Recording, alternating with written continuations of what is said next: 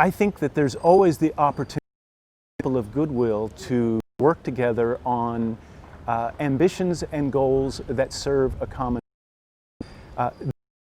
that pretend that differences don't exist, and it doesn't mean that we pretend we agree on every item. I think that that's not respectful to Islam, nor is it respectful to Christianity.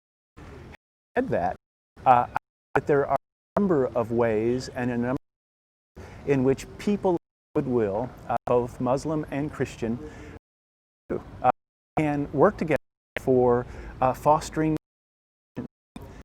for peaceful coexistence, for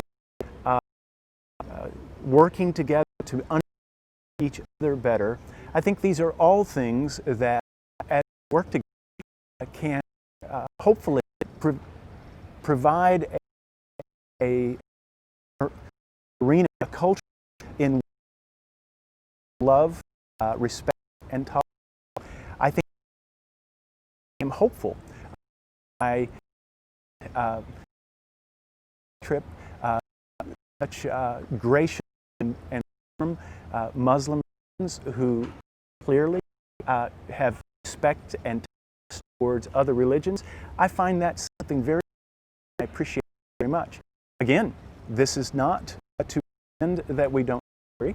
And I understand Jesus to be how the Christians understand Him as Lord and Savior. That my Islamic friends have that conversation, not pretend that we don't have. It is in this environment in which we understand better each other well, it us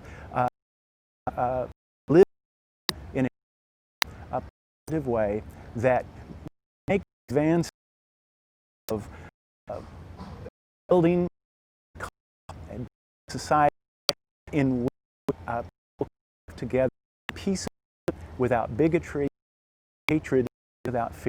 That's something we can all support.